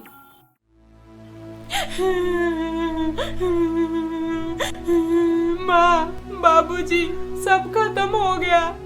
अरे बता तो सही, क्या हुआ? माधवी कहाँ गई? कुमुद, तू कुछ बोलती क्यों नहीं? माधवी कहाँ है? तुम दोनों एक साथ नहाने गए थे ना? माधवी पानी में डूब गई माँ। मैंने उसे बचाने की बहुत कोशिश की, पर पानी गहरा था, इसलिए मुझसे नहीं हो पाया। हे भगवान, ये क्या बोल रही है तू? मेरी बेटी की शादी होने वाली थी, वो दुल्हन बनने वाली थी, फिर ये सब क्या हो गया? मत रो माँ, मत रो। मैं हूं ना, मैं उसके जगह शादी कर लूंगी। कुमुद, कुमुद के मुंह से ये सुनते ही उसके पिताजी गांव से और 2 लोगों को बुला के नदी के पास पहुंचे। सब मिलके पानी में माधवी को बहुत ढूंढे, पर माधवी नहीं मिली। हे भगवान, मेरी बेटी को बचा लो। वो किसी का क्या बिगाड़ी थी जो उसके साथ ये सब हो गया। हे भगवान, मेरी बेटी को वापस कर दो। जब पंडित जी मंदिर में पूजा देने नदी से पानी लेने आए तो उनकी नजर पड़ी माधवी के ऊपर, जो वहां किनारे पे बेहोश पड़ी थी। रत्नाकर, हिम्मत रख, माधवी को कुछ नहीं होगा। ये हर रोज मंदिर आकर पूजा देती है, मंदिर की साफ सफाई कर देती है और पूजा में मेरी थोड़ी बहुत मदद भी करती है। आज देखो, भगवान की आशीर्वाद से माधवी एकदम सही सलामत है। जाओ, इसे घर ले जाओ। माधवी के बाबूजी को शुरू से ही कुमुद पे पूरा शक था और वो बार बार माधवी को पूछते रहे कि वो पानी में कैसे डूब गई। अगर मैं कुमुद के बारे में बता दूंगी तो बाबूजी इसे बहुत मारेंगे। नहीं, मैं इसके बारे में कुछ भी नहीं बोलूंगी। माधवी, सच सच बता मुझे, क्या बात है? बाबूजी, मैं नहाते समय पानी में मेरा पैर फिसल गया, फिर मैं कोशिश करके भी ऊपर नहीं उठ पाई। कुमुद ने मेरी बहुत मदद की, पर मुझसे नहीं हुआ। इस घटना के बाद भी कुमुद सुधरी नहीं। वो हर तरह से कोशिश करती रही कि माधवी की शादी कैसे भी करके टूट जाए, पर भगवान के मर्जी के सामने कौन जीत पाया है भला। बड़े धूमधाम से प्रमोद जी माधवी से शादी कर लिए। कुमुद, अब मेरी शादी हो चुकी है, गुस्सा थूक दे बहन। तेरी शादी भी ऐसे ही बहुत बड़े परिवार में होगी, देखना तू। मेरी शादी चाहे जहां भी हो, पर मैं तुझे जिंदगी भर सुकून से जीने नहीं दूंगी। और हाँ, एक बात कान खोल के सुन ले, तू मेरे लिए मर चुकी है। मेरे साथ कभी भी रिश्ता बनाए रखने की कोशिश भी मत करना। जा, चली जा यहाँ से। तो माँ जी, आपकी जुड़वा बहन आपकी शादी के बाद आपसे कांटेक्ट नहीं रखी? फिर आपके माँ बाबूजी? मैं शादी के बाद शहर में प्रमोद जी के साथ बेहद खुशी से रहने लगी। उन्हें इतनी छुट्टी नहीं मिल पाती थी जो हम गांव जाकर घूम आते। कभी कभार जाना हो पाता था। और जब एक बार मैं प्रमोद जी और सचिन को साथ में लेकर मायका पहुंची तो मेरे माँ बाबूजी बहुत परेशान थे। माँ, बाबूजी, बात क्या है आखिर? आप दोनों इतना परेशान क्यों है? सुबह से पूछे जा रही हूँ, कुछ बताते नहीं। माधवी, तेरी शादी को 3 साल हो गए हैं और गांव में तुम्हारे उम्र की सारी लड़कियों की भी शादी हो चुकी है, पर कुमुद की शादी कहीं भी पक्की नहीं हो रही। सब देखने तो आते हैं, पर उसके बाद पता नहीं कैसे शादी टूट जाती है। हर जगह शादी टूट जाती है, ऐसे कैसे हो सकता है माँ? कल एक रिश्ते वाले देखने आ रहे हैं, देखते हैं क्या होता है इस बार। कुमुद माधवी को घर पे देख के भी उसके साथ बात नहीं की और ना ही उसके पति और बेटे के साथ। माँ, ये क्यों आई है इस घर में? कल मुझे देखने लड़के वाले आ रहे हैं, देखना इसके वजह से ये रिश्ता भी टूट जाएगा। चुप कर, रिश्ता माधवी के वजह से नहीं, मुझे तो लगता है कि तेरे वजह से ही टूटता है। कुमुद, तू चिंता मत कर, मैं कल उनके सामने आऊंगी ही नहीं। अगले दिन रिश्ते वाले कुमुद को देखने घर पे तो आए, पर उन्होंने शादी के लिए साफ मना कर दिया। रत्नाकर जी उन्हें बार बार कारण पूछने पर उन्होंने ये बताया कि गांव में कुमुद के बारे में कोई भी अच्छा नहीं बोलता। सब कहते हैं कि कुमुद झगड़ालू है, सबके साथ लड़ती झगड़ती रहती है। अब एक ऐसी लड़की के साथ शादी करके कौन अपना घर तोड़ना चाहेगा भला? तो माँ, क्या आपकी बहन की शादी कभी नहीं हुई? वो इसी बात बदला ले रही हैं आपसे? नहीं, शादी तो हो गई उसकी, पर वो जैसा पैसे वाला पति घर वार जमीन जायदाद चाहती थी वैसा उसे कुछ भी नसीब नहीं हुआ। वो हरगिज नहीं चाहती थी कि ऐसे एक घर में शादी करे, पर उम्र भी तो बढ़े जा रही थी ना, और ऊपर से गांव में 100 बातें बनाना शुरू कर दिए थे लोग। इसी के डर से माँ बाबूजी कुमुद को मना के उसकी शादी करवा दिए और वो नहीं चाहती थी कि मैं उसके शादी में जाऊं, इसीलिए मुझे वहां पे बुलाया नहीं गया। फिर कुमुद के शादी के बाद माँ बाबूजी से मिलने जब मैं मायका जाती थी तब उसके बारे में थोड़ा बहुत सुनने को मिलता था। पर जब सचिन 7 साल का हुआ तब मेरे माँ बाबूजी दोनों चल बसे। फिर उसके बाद मैं ना तो कभी गांव गई और ना ही कुमुद के बारे में कुछ जान पाई। और माँ जी, आपका गांव में जो घर जमीन जायदाद था उसका क्या हुआ? वहां पे अभी कौन रहता है? माँ बाबूजी के गुजर जाने के बाद सचिन के पापा एक बार गए थे वहां पे, पर उन्होंने देखा कि वो घर जमीन सब कुछ कुमुद किसी को बेच के सारे पैसे ले गई है। अच्छा, ये बात। माँ जी, अगर आपकी बहन आपके साथ कोई कांटेक्ट नहीं रखी थी तो फिर वो यहाँ पे कैसे पहुंच गई? और हमारे घर से चोरी?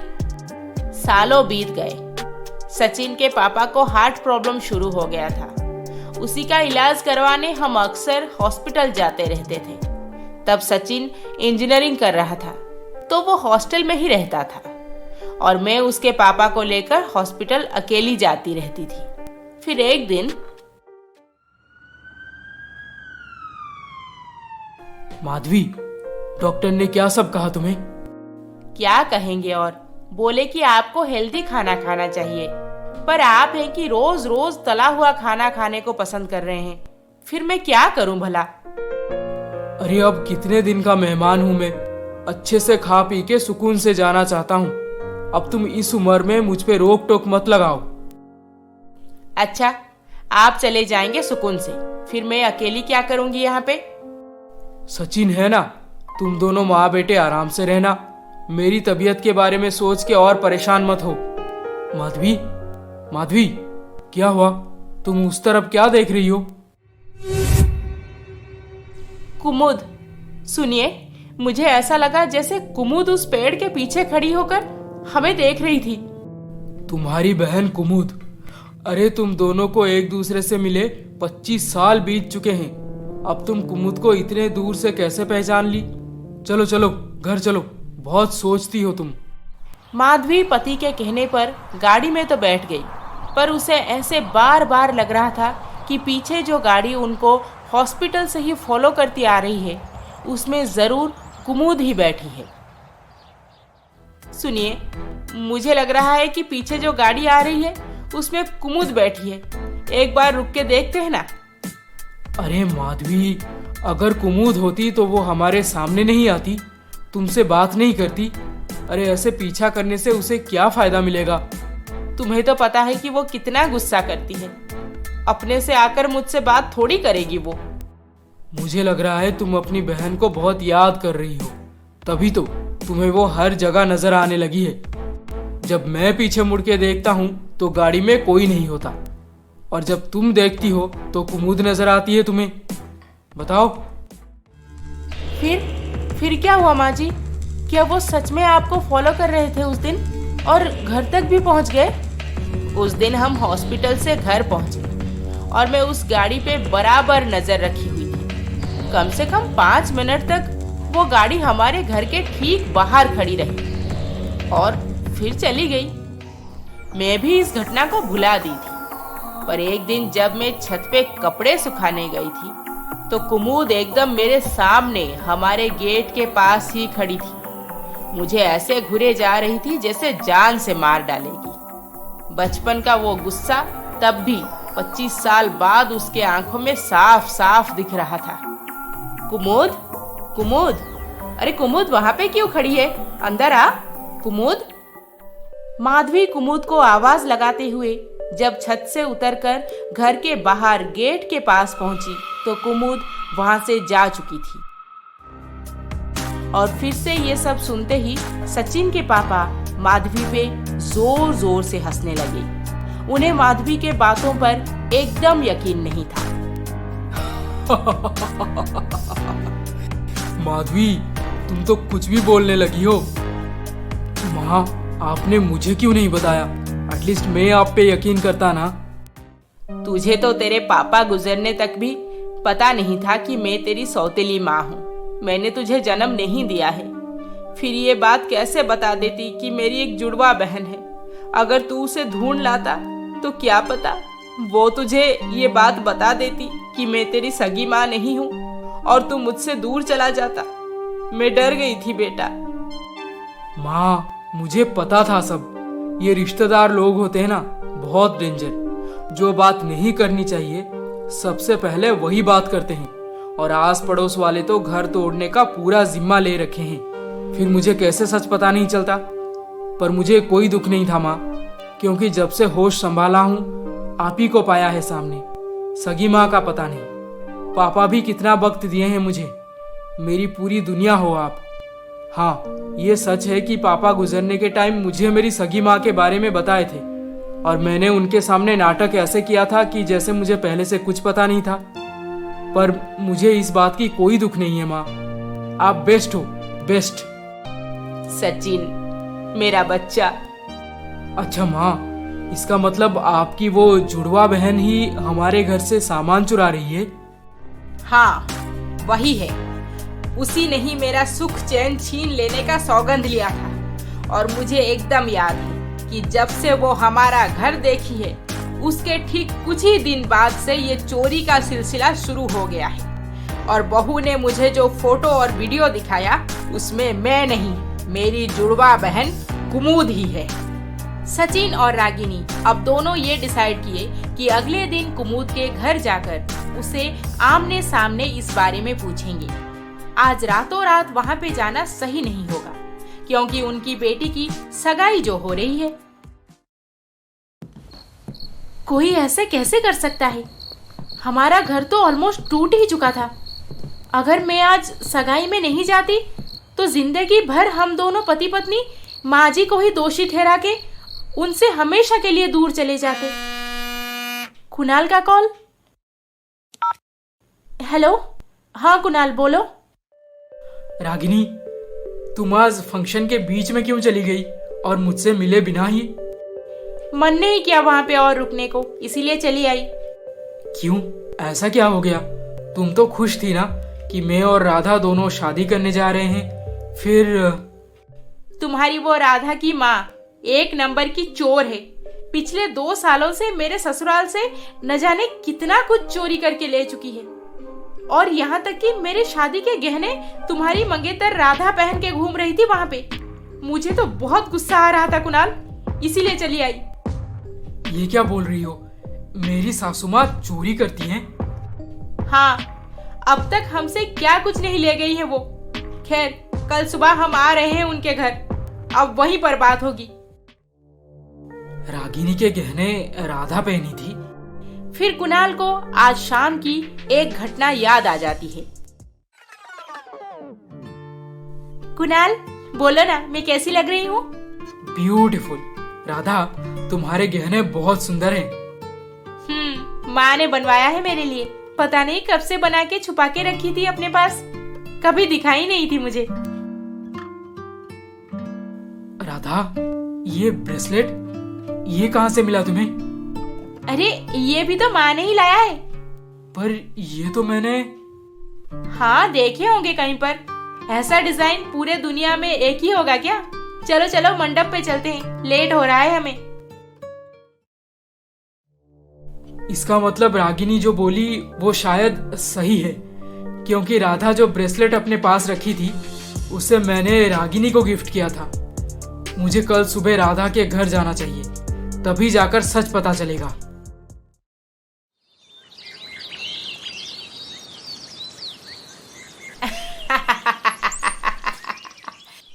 मैं तो हमेशा से चाहती थी कि मेरी शादी एक बड़े रईस खानदान में हो, पर मेरी नसीब तो फूटी हुई थी जो इस कंगाल आदमी के साथ शादी कर दी गई मेरी जबरदस्ती।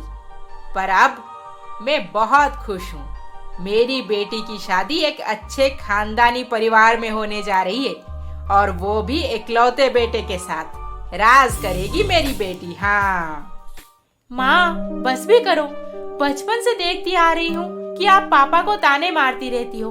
क्यों माँ, क्या मिलता है ऐसे बोल के? पापा कितना दुखी हो जाते हैं, कभी देखे हो उन्हें? सही बात तो बोलती हूँ, और तू अपने एंगेजमेंट में जो गहने कपड़े सब पहनी थी वो सब मेरे वजह से मिल पाया है तुझे। तेरे इस कंगाल बाप ने तुझे कुछ भी नहीं दिया आज तक। माँ प्लीज।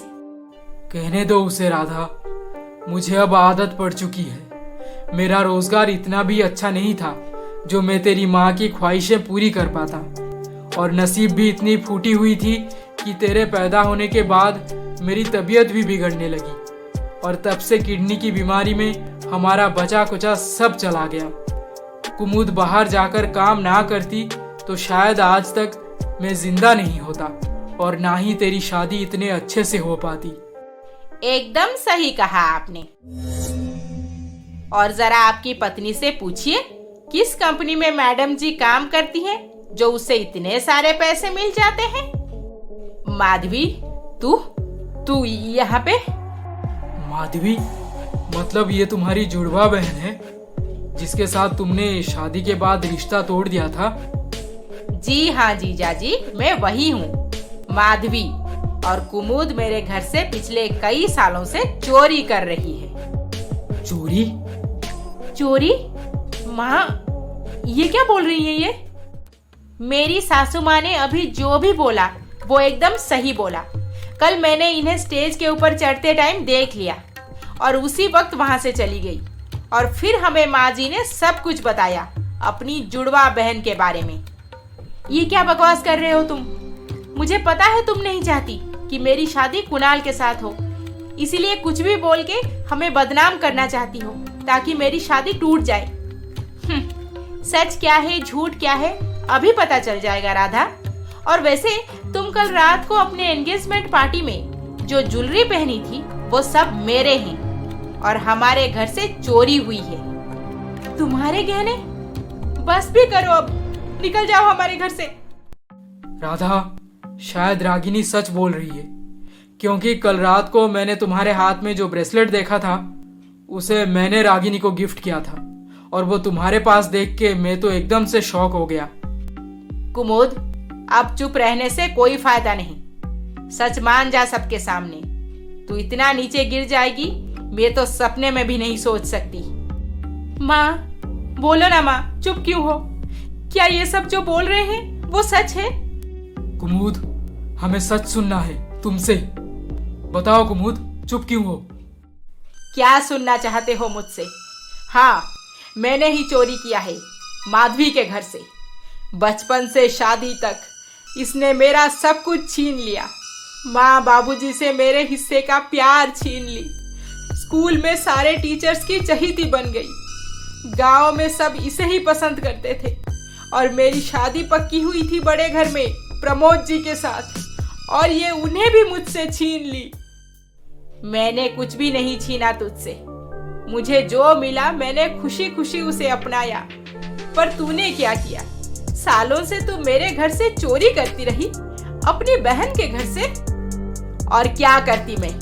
सालों इंतजार करने के बाद मेरी शादी एक गरीब घर में कर दी गई। मेरे सारे सपने अरमान सब मिट्टी में मिल गए। और तो और शादी के कुछ ही साल में पति भी बीमार पड़ गए। उन्हें लेकर मैं हॉस्पिटल का चक्कर लगाती रही। फिर एक दिन मुझे माधवी और प्रमोद जी उसी हॉस्पिटल में दिख गए। बड़ी गाड़ी में आते थे दोनों।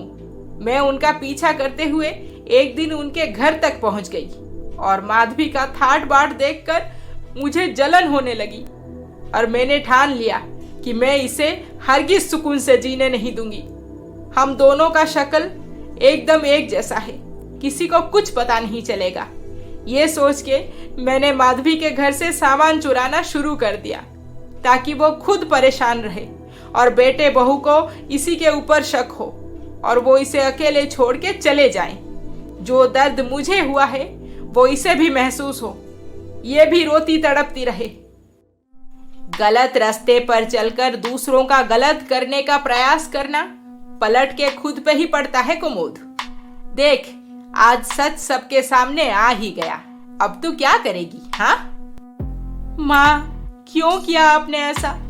माना कि पापा के इलाज के लिए हमें बहुत सारे पैसों की जरूरत पड़ती है, पर इसका मतलब ये तो नहीं कि आप किसी के घर से चोरी करेंगे। कुमुद, मेरा मर जाना ही सही था। चोरी के पैसों से इलाज होकर मैं जिंदा हूँ। मुझे ये जिल्लत बर्दाश्त नहीं हो रहा। मुझे माफ कर दो सब। बदले की आग में मैं सालों से जलती रही, इसीलिए मुझसे ऐसी गलती हो गई। एक बार, बस एक बार तू मुंह खोल के मुझसे मांग लेती, मैं तुझे सब कुछ दे देती कुमुद। हाँ मौसी, आपकी सारी परेशानी हमारी होती। सोचिए जरा, आपकी बेटी राधा को एक बड़ा भाई मिल जाता और आप दोनों बहनें इस उम्र में एक साथ कितना खुश रहते। माधवी, मेरे किए की सजा तो जेल में ही है, पर हो सके तो मुझे माफ कर देना। नहीं बहन, मैं तुझे जेल नहीं जाने दूंगी। तुझे तेरी गलती का एहसास हो गया, इतना ही बहुत है मेरे लिए। बचपन से सोचती रही कि मेरी अपनी बहन मेरे साथ हमेशा कंपटीशन में क्यों लगी रहती है, मुझसे क्यों प्यार नहीं करती। पर अब लग रहा है कि जिस बहन को मैं तब ढूंढ रही थी, वो बहन मुझे अब नसीब होगी। माधवी, मेरी बहन। माधवी ने कुमुद को माफ कर दिया और राधा की शादी कुणाल के साथ हो जाने के बाद सचिन अपने मौसा मौसी को अपने साथ घर ले आया। उनका ट्रीटमेंट भी अच्छे हॉस्पिटल में करवाया। सब बहुत खुशी से एक साथ रहने लगे और इसका श्रेय बस रागिनी को ही मिलता रहा। सबके नजरों का तारा बन गई वो। ये कहानी आपको कैसी लगी हमें कमेंट करके जरूर बताएं। और अभी तक आपने हमारे चैनल को सब्सक्राइब नहीं किया है तो जल्दी से सब्सक्राइब करके बेल आइकन दबा दीजिए। अरे अरे अरे अरे, इस वीडियो को लाइक, शेयर, कमेंट करना ना भूलें। जल्द ही मिलेंगे और एक मजेदार रोमांचक कहानी के साथ। नमस्ते।